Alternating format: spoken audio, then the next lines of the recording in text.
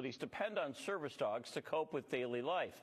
But Wisconsin lawmakers say some of those pet owners, well, they're simply taking advantage. Fox 6 investigator Brian Polston shows you the new effort aimed at tightening the leash on fake assistance animals. Yeah, Brian? Mary, you can't just plop your Cocker Spaniel into a shopping cart because you bought a service dog vest on Amazon. And you can't dodge extra pet fees at your apartment without a legitimate letter from your doctor or therapist. At least, you're not supposed to.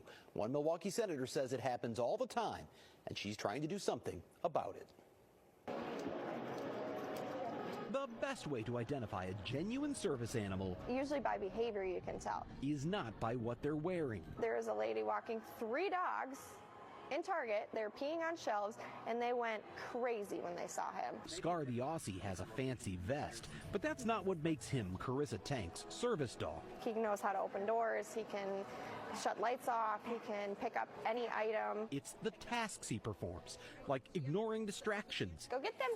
Retrieving her keys, finding her the nearest chair when she's not feeling well, good boy, and alerting her to anxious behaviors. Like nail picking or like leg tapping, so he'll stop you. But Carissa doesn't just have a service dog. Hello, everybody. She trains them. You're going to say, go find a chair. And then just do that multiple times. It's a process that involves hundreds of hours of repetition Good job. and commitment that can instantly be lost when an untrained animal gets aggressive in a place it wasn't supposed to be. They could ruin your dog in the blink of an eye. Service dogs are legally allowed to go wherever their owners can. But in recent years, that level of access has spawned a legion of fakers. Anybody can buy that vest and slap it on their dog. And a surge in so-called emotional support animals. And I'm like, those are not service dogs. They should not be in here. Under the Americans with Disabilities Act, a service animal is defined as a dog or miniature horse that is trained to perform specific tasks. An emotional support animal, or ESA, can be any kind of animal with no training at all. Its only purpose is to provide emotional comfort to individuals with a psychiatric disability. Unlike service dogs, ESAs have no legal right to accompany their owners into places where pets are not allowed, but many people don't know that. Just 2 weeks ago, I had a member contact us and want to know what they're supposed to do when a customer brings in their peacock. Susan Quam is executive director of the Wisconsin Restaurant Association. It is a public health risk, yes. She says their hands are tied by federal restrictions that limit what they can ask. Is this a service animal for a disability, and what tasks has this animal been trained to provide? Hannah Balder is an attorney for Disability Rights Wisconsin. It is really airtight that those are the only 2 questions that a person can be asked. Quam says many businesses are afraid to ask anything for fear of prompting a lawsuit or, worse yet, a viral social media post. They do feel powerless because they're kind of in a rock and a hard place. Across the country, stories abound of conflicts over emotional support chickens, alligators, alpacas, and snakes. To prove a point, the Fox 6 investigators took an emotional support goat inside the Milwaukee Art Museum, the public market, a movie theater, and more. That was 9 years ago. But Quam says it's only gotten worse. It's happening all the time. There's now an entire Facebook group devoted to spotting fake service dogs, where members share photos and videos of animals and their owners behaving badly. Your dog has tried to attack our dog twice. Now, one state lawmaker says enough is enough.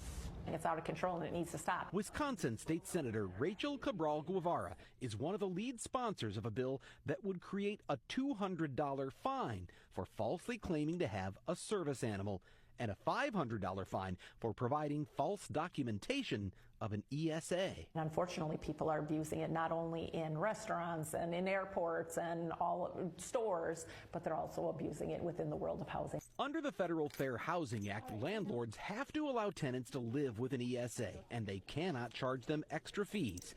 But the senator's bill would require healthcare providers who prescribe an ESA to have a minimum of a 30-day provider-patient relationship. Is it truly that you have a medical issue that you truly need assistance with, or are we abusing the system and then getting a reduction in rent? The legislation is supported by housing associations, campgrounds, grocers, hotels, taverns, and restaurants.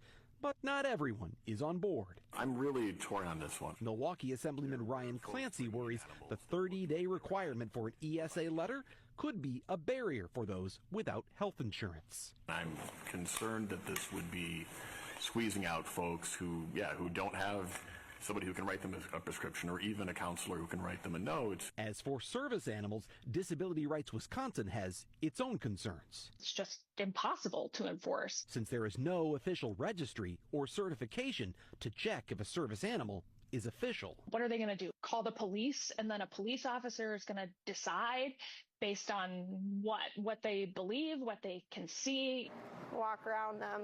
Still, with all of her investment on the line, Tank likes the bill. I think it's a great idea to at least do something. What we are asking for is some deterrence. And Quam says what matters most is not enforcement, but the message it sends. And in the end, it comes down to what does your conscience tell you, right? The fake service animal bill passed the state Senate this week, but it was far from a unanimous vote. Next, it heads to Governor Evers.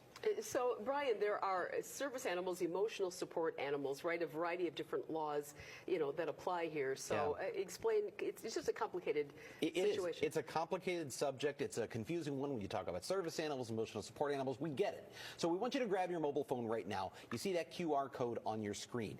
Scan the QR code. It's going to take you to a link to a form where you can ask me a question about this issue right now.